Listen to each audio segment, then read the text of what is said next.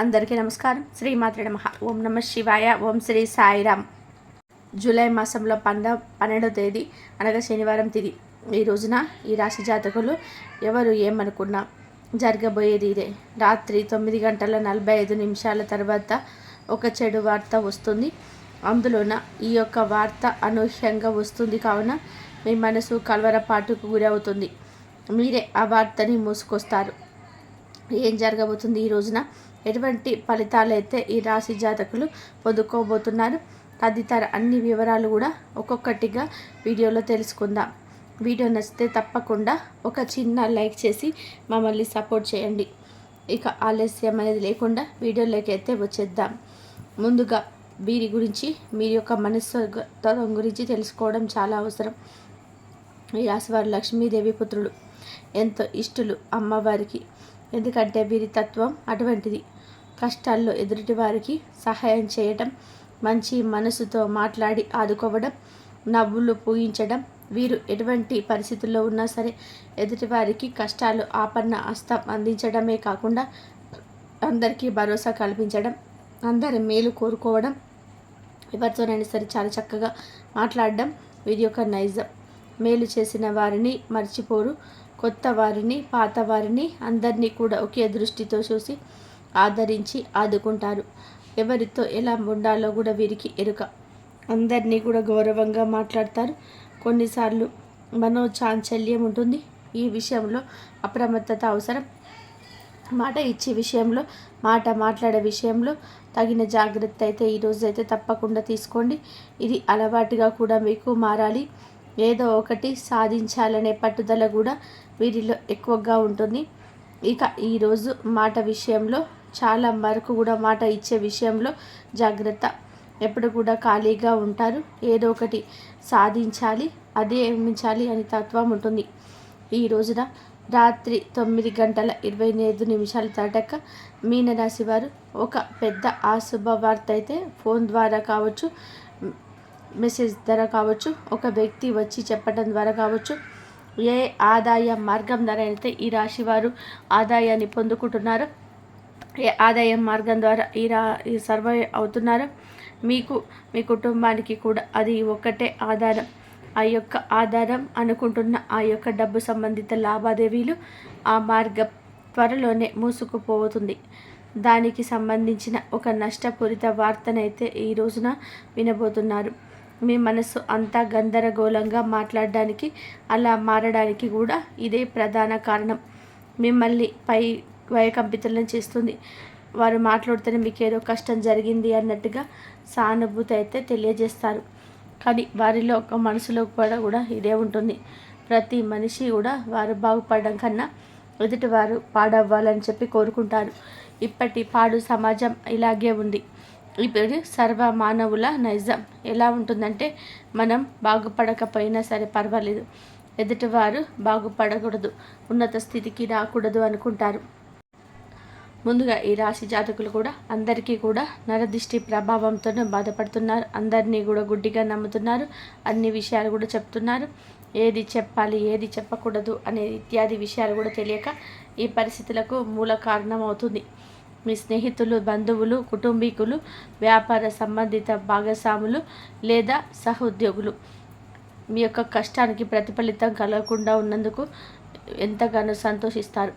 బయటకి దుఃఖిస్తారు, రోధిస్తారు, నమ్మొద్దు, నటిస్తారు. ఆ యొక్క వార్తను ఇలాగే చెప్తారు. ఈ యొక్క వార్త మీ గుండెల్ని పిండేసే వార్త. కానీ బరువు మీది, భారం మీది. కానీ ఎదుటి వారికి అదంతా ఉండదు కదండి. తేలికగా మాయని మచ్చలాగా తీసుకుంటారు. ఎప్పుడైనా సరే మన కష్టం మనకు మాత్రమే తెలుస్తుంది. ఎదుటి వారికి అది తెలియదు.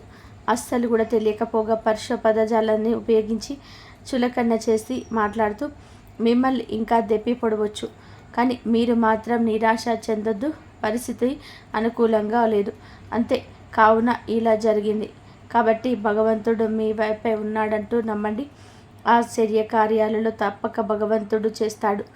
భగవంతుడికి అసాధ్యమైనది ఏది లేదు. ఈ రోజున కష్టం జరిగింది అంటే ఇది ఒక పరీక్షగా భావిస్తూ మీ యొక్క తప్పులు తెలుసుకొని ముందుకైతే వెళ్ళే ప్రయత్నం చేయాలంటూ నెమరు వేసుకోండి. పదే పదే చెప్పుకోండి. తెలియక చేసిన తప్పిద మూలకంగా ఎటువంటి శిక్ష పడిందని చెప్పి పశ్చాత్తాపడండి. అంతే కదని నిరాశ నిస్పృహలతో ఇక నా జీవితం ఇక్కడే ఆగిపోయింది అని చెప్పి అనుకుంటే జీవితంలో ముందులకి ఎలా సాగగలరు? భవిష్యత్తు గురించి ఆలోచించకుండా గతంలో జరిగిన తప్పిదాల గురించి ఆలోచిస్తే భవిష్యత్తులో ఏమీ సాధించలేరు కదా. ఈ విషయాన్ని అయితే కుటుంబ సభ్యులు చెప్తున్నా అర్థం చేసుకోకపోతే ఎలా? ఒక్కసారి ఆగండి, ఆలోచించండి. అది మీ బాధే కాదు, కుటుంబ సభ్యుల బాధ కూడా, జీవిత భాగస్వామి బాధ కూడాను. మీ యొక్క బాధ చూసేవారు విలవిలలాడిపోతారు. ఈ విషయాన్ని కూడా మీరు గ్రహించుకోలేకపోతున్నారు. ఎప్పుడు కూడా మన మనసు చెప్పింది మనం వినకూడదు. మన మనసు ఏదైనా సరే చెప్తుంది అంటే కనుక ఆ చోటికి కాలు వెళ్ళకూడదని పెద్దవారు ఎప్పుడు కూడా చెప్తూనే ఉంటారు. కళ్ళు వెళ్ళిన చోటికి కాలు వెళ్ళకూడదు. మీరు ఏం చేస్తారంటే అందరినీ గుడ్డిగా నమ్మేసి ఎవరు ఏది చెప్పినా మీ మంచికి అనుకుంటే ఎలా చెప్పండి? ఆలోచించండి. వారు చూపించే మాయలో పడిపోతున్నారు. ఇది మీ తప్పిదమే. కావున ఇకనైనా సరే ఆ మాయలో పడకుండా మీరు అప్రమత్తంగా ఉండండి. ఎప్పుడైనా సరే మన మేలు కోరుకునేది మన కుటుంబీకులు అనే విషయం గుర్తుపెట్టుకోండి. జీవిత భాగస్వామి కళ్ళ తల్లిదండ్రులు సంతానం మాత్రమే మన యొక్క కష్టానికి వెలుగుని ఇస్తారు. మన యొక్క కష్టం, మన యొక్క శ్రమను ఎక్కువగా గుర్తించేది వారు మాత్రమేననే విషయం అక్షర సత్యం. మన యొక్క కష్టమే కాదు, మన యొక్క బాధ కూడా వారికి కావాలి. కష్టానికి ప్రతిఫలితం రాకూడదంటూ మిగతా వారు ఎవరైనా సరే లోపల ప్రార్థిస్తూ ఉంటారు. ఎంతోమంది ఇలానే ఉన్నారు. ఎదుటి వారి మనసులో మాట వినేటువంటి అవకాశం భగవంతుడిస్తే ప్రతి ఒక్కరి మనసులో ఇదే ఉంటుందని కలియుగం చెప్తుంది. మీకున్న కీలక ఆదాయ మార్గం అది. వ్యాపారం కావచ్చు, ఉద్యోగం కావచ్చు, ఆదాయ మార్గం కావచ్చు, త్వరలో మూసుకుపోబోతుంది అంటూ వారి యొక్క ఊహాజనిత వార్తలతో ఈ రోజునైతే ఇబ్బంది పెడతారు, బాధ పెడతారు. మీరు మాత్రం అశ్రద్ధ వహించొద్దు. పని విషయంలో ఎప్పటి పని అప్పుడు చేసుకోండి. ఇక జాగ్రత్తలు తీసుకోండి.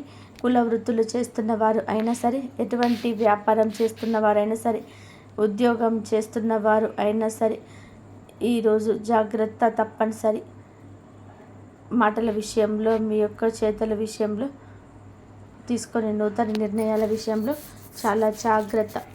ధనం విషయంలో పెట్టుబడి సలహాలు పాటించద్దు.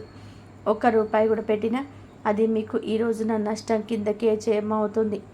ఈరోజు లక్ష్మీదేవి అనుకూలత అస్సలు లేదు. డబ్బుల విషయంలో ఎవరు ఎంత రెచ్చగొట్టినా ₹1 కూడా ఎవరికి ఇవ్వకూడదు, ఎవరి వద్ద తీసుకోకూడదు. అప్రమత్తంగా ఉండండి. ప్రతి ఒక్కరు కూడా రూపాయి ఏదో ఒక విధానంగా ఆగిపోవడం, మొండి బకాయిలు వసూలు కాకపోవడం, వస్తున్న ఆదాయం అనుకున్న చివరి క్షణంలో ఆగిపోవడం, రావాల్సిన ధనాన్ని ఎవరైనా సరే రాకుండా మిమ్మల్ని అడ్డుకోవడం ఇలా సంభవించవచ్చు. ఈ యొక్క వార్తను విని కోపంతో ఊగిపోతారు. చాలా వరకు కూడా మానసిక అశాంతికి గురి అవుతారు. ఇటువంటి వార్త ఈ రోజున ఏ రంగంలో ఉన్నా ఈ రాశి జాతకులకైతే అందరికీ వర్తిస్తుంది అని కాదండి. కొంతమందికి మాత్రమే ఈ విధంగా అననుకూలత కనిపిస్తుంది. మిగతా అంశాలు చూస్తే మిశ్రమంగానే ఉన్నాయి. వ్యాపారస్తులకైతే కొంచెంగా మిశ్రమ ఫలితాలు అయితే ఎక్కువగా ఉన్నాయి. వ్యాపార జీవితం గురించి ఒక కీలక ఆలోచన చేస్తారు. అమలు విషయంలో కాస్తంత జాప్యం జరుగుతుంది. తీసుకునే నిర్ణయం మీ యొక్క బంగారు భవిష్యత్తుకు బాట అవుతుంది. కావున ఇలా ఇబ్బందిపూరిత వార్త కాకూడదు. ఆలోచన సొంత నిర్ణయాలకు ప్రాధాన్యత ఇవ్వకుండా ఎవరైనా సరే అనుభవజ్ఞుల సలహా తీసుకోండి. కుటుంబ సభ్యులతో సలహా కూడా పరిగణలోకి తీసుకుంటేనే మీరు భాగస్వామ్యతలతో విభేదాలు ఉంటే పరిష్కరించుకోవడానికి అడుగు ముందుకు వేస్తారు. వారితో కలిసి కొత్త వ్యాపారం మొదలు పెట్టాలి అని ఆలోచన చేస్తారు.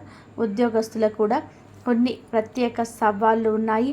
ఎదుర్కోండి, ధైర్యంగా ఎదుర్కోండి. అధిగమించి ముందుకు సాగడానికి దైవ బలం తోడుగా ఉంటుంది. నిత్యం శివారాధన చేసుకోండి. నిత్యం శివారాధన చేసుకోవడంతో పాటుగా ఆదిత్య హృదయ స్తోత్ర పఠన పారాయణం చేయండి. మేలు కలుగుతుంది, అంతా మంచి జరుగుతుంది. కాబట్టి మీరు రేపు శనివారం కాబట్టి వెంకటేశ్వర స్వామికి పూజ చేసుకోండి. వెంకటేశ్వర స్వామి కనుక పూజ చేసుకున్నట్లయితే మీకు మంచి జరిగే అవకాశం అయితే ఎక్కువగా ఉంటుంది. పిండి దీపారాధన చేసుకోండి. పిండి దీపాలలో కొబ్బరి నూనెతో దీపాన్ని వెలిగించండి. అప్పుల సమస్యలు ఉంటే తొలగిపోతాయి. ఆర్థిక సమస్యలు కూడా అన్నీ మీకు బయటపడే మార్గాలు అయితే మీకు దొరుకుతాయి. ఎన్ని సమస్యలున్నా సరే ఆ వెంకటేశ్వర స్వామికి చెప్పుకోండి, మంచి జరిగే అవకాశం ఎక్కువగా ఉంటుంది. ధన్యవాదాలు ఇంతవరకు చూసినందుకు.